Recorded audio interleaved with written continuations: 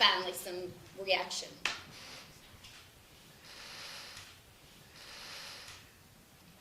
You've put us through hell. He outlined to me that he wanted the Clark County Sheriff's Department seat as the sheriff because it's the most political power to be paid for. He outlined to me how he would use precinct committeemen. He preferred to have the precinct committeeman positions vacant so that he could appoint them with people that would be an echo chamber to himself, and that's how he ran this. He outlined how the importance of holding the coroner close to him was important. Therefore, it was Terry Conway who was the first coroner for the county. He outlined that people did what he said because they loved to have the power.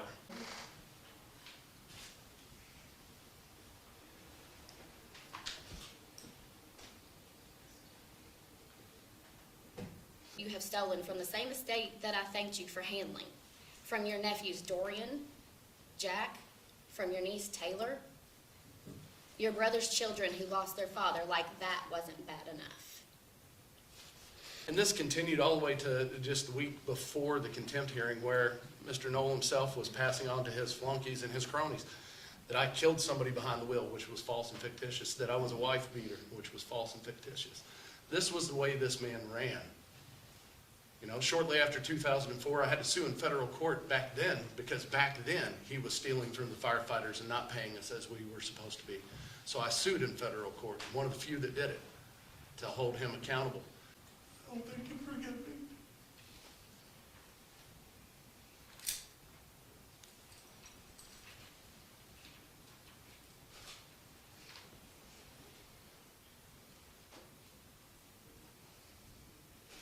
These are nieces and nephews of the Of Jamie's. Okay. Thank Can you, I Ms. speak directly to him? Your Honor, I'll let you ask the judge that, Ms. Knoll. Feel free. I want to aim this directly at you, okay? I'm speaking on behalf of Leon's kids. I'm the ex-wife of Leon Knoll, and I have his son, Jack Knoll. We have a son together, and then I also have Taylor Knoll, who is Leon's son, or Leon's daughter, sorry, not mine, but she also lives with me. And then they have another, there's another son, Dorian, as well. These are nieces and nephews of the Of Jamie's. Okay. Thank Can you, I Ms. speak directly to him? Your Honor, I'll let you ask the judge that, Ms. Knoll. Feel free. I want to aim this directly at you, okay? I'm speaking on behalf of Leon's kids. I'm his ex-wife, mother of his youngest son, Jack. We trusted you to handle Leon's estate and give the kids what was rightfully theirs when he passed away. Leon trusted you to do what was right for his children since he was not going to make it. He literally had to make a will in the hospital. Do you remember him passing away? I'm sure you do, since you were there in the hospital with all of us when he did. I don't see how you can say in your Facebook post that your brother Leon is missed and loved after what you've done to him and his children. I believe in you and I have a very different definition of the word love. I'm not sure why you felt the need to steal from the estate since you were already stealing from everyone else. And you claim to be a Christian man. Did you know greed was one of the 7 deadly sins? Apparently you didn't pay much attention in church. When you gave the checks to the kids from the estate, the amounts were lower than I would have expected, but I did not question it because I was not married to Leon anymore and I did not know his financial status. So I never questioned it. Why would I? His brother, the sheriff, was handling it since you were the executor. Looking back now, I wish I had gotten a lawyer for the kids when he passed. I remember having numerous phone calls with you, trusting you, even sent you a thank you gift of cigars that I contacted John Miller to see what your favorite cigars were. I was grateful that you handled the estate process and wanted to thank you for doing so. I had them sent to your house and you never even acknowledged it or said thank you. Now I know why. Then a little over 5 years later, we find out that you have stolen from the same estate that I thanked you for handling. From your nephews Dorian, Jack, from your niece Taylor, your brother's children who lost their father, like that wasn't bad enough. Now here we are dealing with courts differently than you did your other kids. Leon had more to do with her than you did, and he was just her uncle. At least he didn't steal from her like you did to your nieces and nephews. He was the better brother, the better uncle, and a better father than you'll ever be. Your niece Taylor has written you a letter. I'll read it for you. From Taylor. I am extremely disgusted by your actions towards not only the family but to this county. What you did is unacceptable and will pay the consequences. There is no getting out of this. Because of you, the family now has trust issues. The family never sees each other. The family now has trauma. You really hurt us in a way no family member should ever have to go through. And you hurt this country, or this county, because now we don't trust our elected officials either because of the corruption you've caused. And I hope one day, and if you're ever released, and you can finally be a decent human being, because what you have done is pure evil, and I expect apologies to everyone. And she wants to really hope this thing sinks in for you at this part. That Grandma, your mom, Grandpa, your dad, and Leon would be very disappointed in you. Karma is coming for you, and I hope you realize how bad this upsets me. Have fun in prison because you deserve it. Yeah, that's what I want to see right there, is you crying. Finally, some reaction. You've put us through hell.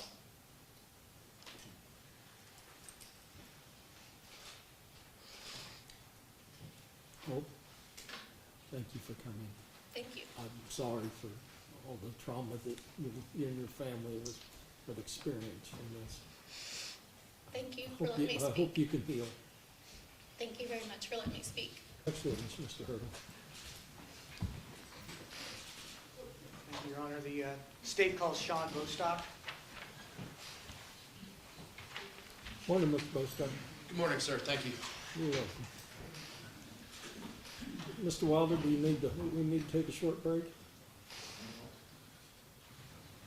Judge, we prefer to proceed, thank you. Okay. Sir, would you state your name for the record? Sean Bostock, Shawnbostock. Mr. Bostock, do you know the defendant, Jamie Knoll? Yes, sir. And have you prepared at least some sort of statement that you wish the court to consider prior to the decision today on his sentence to court? Thank you. Your Honor, once again, thank you. How do you put 20 years into 5 minutes? It's almost impossible, so it's going to be a very abbreviated experience. Jamie, you're responsible for a lot of death in Clark County because of your decision-making, my wife's sister being one of them. Your policies, your decisions, and your greed over the responsibility to the county has led to these deaths. One of those deaths being Julia Bissing. You are just as responsible as Mike Hutchins was because your policies allowed that type of behavior.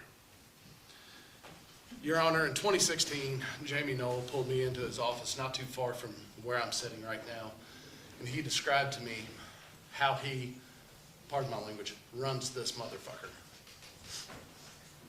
He explained that his time at the Indiana State Police, he remained apolitical, therefore he was expedited through the ranks versus having to be paired with a Democrat to move up the ranks. He outlined to me that he wanted the Clark County Sheriff's Department seat as the sheriff because it's the most political power to be paid for. He outlined to me how he would use precinct committeemen. He preferred to have the precinct committeeman positions vacant so that he could appoint them with people that would be an echo chamber to himself, and that's how he ran this. He outlined how the importance of holding the coroner close to him was important. Therefore, it was Terry Conway who was the first coroner for the county. He outlined that people did what he said because they loved to have the power. And this continued all the way to just the week before the contempt hearing where Mr. Knoll himself was passing on to his flunkies and his cronies that I killed somebody behind the wheel, which was false and fictitious, that I was a wife beater, which was false and fictitious. This was the way this man ran. You know, shortly after 2004, I had to sue in federal court back then because back then he was stealing from the firefighters and not paying us as we were supposed to be. So I sued in federal court, one of the few that did it, to hold him accountable. And the only thing that did was make him more angry with me. And more times, went after, not necessarily by him by word of mouth, or him directly, but he would send his flunkies. There were occasions that he would point me out himself. Jamie, you done this to yourself, man. You had the world. You could have done so great for this county. You started New Chapel with the correct frame of mind because you wanted better things for the county. You yourself had a loss because of a long ambulance time. We all realize that. It could have been the right way, but greed took over, man. You took something great and you dwindled it down to where it cost people their lives because of long EMS response times, improper equipment. The CPR vests that the paramedics were asking for, Jamie told them, no. I've got these all chronicled where all these medics and all these instructors came forth and said, we need this equipment. And we're being told no because we don't have any money because it was being paid for Cuba trips and everything else. Meanwhile, he targets everybody that tried to draw attention to it and tried to put an end to it at an earlier time. I believe that this deal guarantees us some accountability. You know, we all have to worry about the corrupt nature of Clark County. You yourself have said on the bench, you know, you don't do things the Clark County way, and I thank you, Your Honor, because I'm afraid if it went to jury trial, the Clark County way may come to the surface. And I beg you to go ahead and accept this offer. Sean, That is all. thank you, Sean. Sean, thank you for having the courage to speak and communicate your concerns to the community you obviously care about. Yes, thank you. To repent, which I have and will, and to ask for forgiveness, and I apologize, I'm sorry I wasn't able to apologize to any of the witnesses that spoke earlier.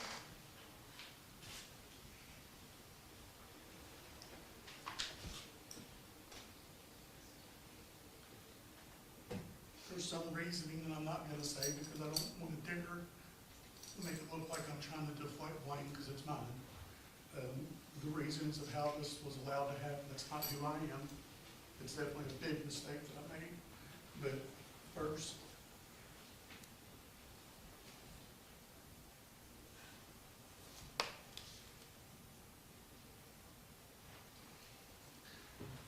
victims that you haven't heard from is not me. And I apologize.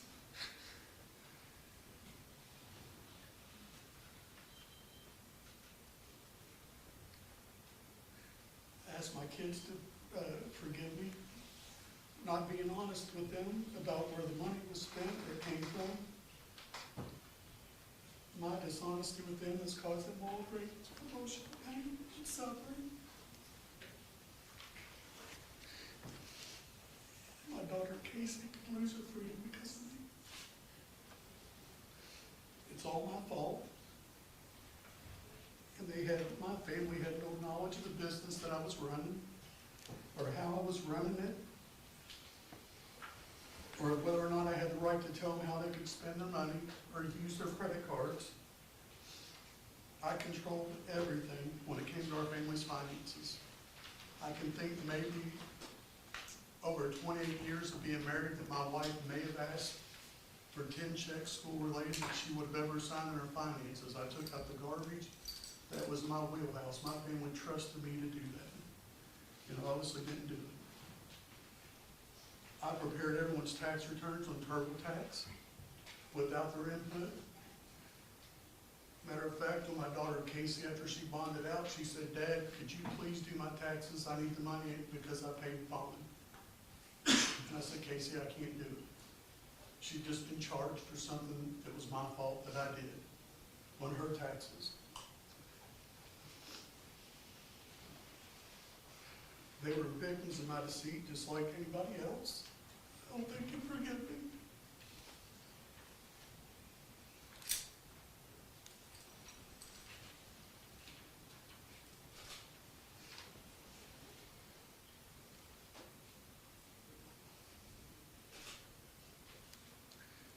Second, I asked my wife, 28 years, to forgive me. I understand why she wants to end our marriage. I don't blame her. I violated her trust more than once, and I lied to her. I know this has caused her embarrassment and a lot of heartache and hatred in funneled towards her. I was not honest with her about the money, the credit cards, or her taxes, which I did. I'm sorry that I caused her so much pain and embarrassment, and I'm sorry. I want to apologize to the citizens of Clark County that trusted me, that voted for me, and let me be their sheriff, including advertising, some of which you heard from, that helped campaign for me. I let sin overtake me, and I violated their trust. I'm sorry. I want to apologize to the men and women of law enforcement, fire, EMS. I spent a lifetime as a law enforcement officer, volunteer fireman, and an EMT. I know how difficult it is to do the job. My activities have tarnished the reputation of the public safety community, and it's not fair to them. None deserve the public to look at them and worry about their integrity. My actions should not tarnish them. It's my fault. I want to apologize to my friends and colleagues that have been brought into this case because of me. I'm sorry to each and every one of you. I never asked anyone to do anything wrong. I never expected you to do anything wrong, but because of me, you have suffered. I'm sorry for this, and I apologize. I apologize to you, Judge, to the prosecutor, to the legal team, and in the end, thank them for being fair and forthright in consideration of my crimes. I do not look forward to the next 12 years, Judge, if you accept this plea, but I understand why I'll be spending time in prison, and I accept it. Finally, I ask for forgiveness. I'm a lifelong Catholic, and I understand the Lord will forgive me, and I hope each one of you can forgive me as well. Judge, I'm going to say just a short prayer, because that's what I need to do. I need to make things right. I confess to Almighty God, to you, my brothers and sisters, that I have sinned through my own thoughts and my words, and what I've done and what I've failed to do. Through my faults, through my most grievous faults. Therefore, I ask the Blessed Mary, the Virgin, all the saints and angels, and you, my brothers and sisters, to pray for me to the Lord my God. I'm sorry, and I hope I didn't leave anybody or anything out.